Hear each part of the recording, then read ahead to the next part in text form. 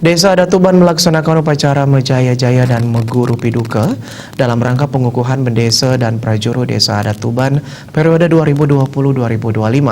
Dalam kesempatan tersebut, Wayan Mendra kembali dipercaya menjabat sebagai bendesa adat Tuban setelah melalui proses ngadegang di bendesa adat yang diselenggarakan secara musyawarah dan mufakat.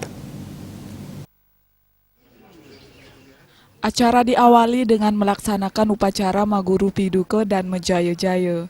Pengukuhan bendesa dan prajuru Desa Adat Tuban dilakukan oleh Majelis Desa Adat Kabupaten Badung.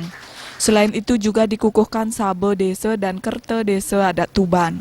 Seusai upacara, Bendesa Adat Tuban Wayan Mendra menyampaikan terima kasih kepada semua pihak. Diakuinya prosesi pamikukuh Bendesa Adat Tuban memakan waktu yang cukup panjang akibat dampak pandemi COVID-19. Pihaknya tidak menampik bahwa ada sejumlah tunggakan pekerjaan yang belum terselesaikan.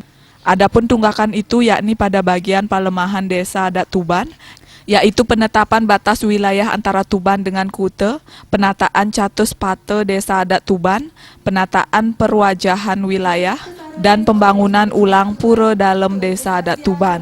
Selain itu adanya usulan baru terkait pendalaman loloan di pantai timur Desa Adat Tuban dan pembuatan flyover atau underpass simpang Bandara Ngurah Rai. Jadi ada beberapa tunggakan kerja setahun sebelumnya yang belum bisa kami selesaikan, diantaranya satu di bidang perumahan yaitu masalah ada penetapan batas wilayah dengan Kute. Jadi ini kalau kita bilang kecil ya kecil, kalau bilang besar ya besar karena itu masalah perbatasan. Namun itu tidak besar banget. Kemudian yang kedua itu masalah perbatasan desa dinas atau kelurahan. Untuk adatnya tidak ada masalah.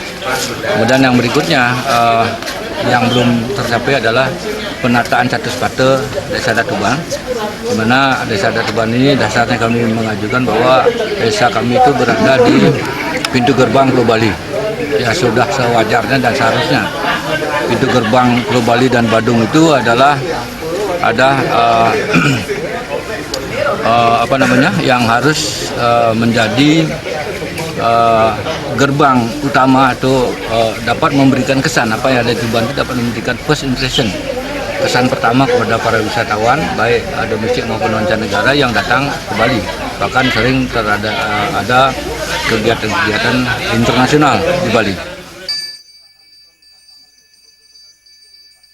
Ditambahkan untuk merealisasikan pembangunan pura dalam Desa Adat Tuban, pihaknya telah mengajukan permohonan hibah senilai sebesar 19 miliar rupiah di tahun 2017. Selain untuk perbaikan kondisi bangunan, serta akan digunakan dinaikkan posisi pura setinggi 3 meter. Sementara untuk pendangkalan loloan di pantai timur, pihaknya telah mengusulkan pengerukan sedimentasi dan perpanjangan senderan Tukat Mati hingga di dekat jalan tol Bali Mandara. Sedangkan untuk mengurai kemacetan di Tuban, mantan anggota DPRD Badung ini mengaku telah menyampaikan agar bisa dibuatkan flyover atau underpass di dekat bandara. Andika, Bali TV.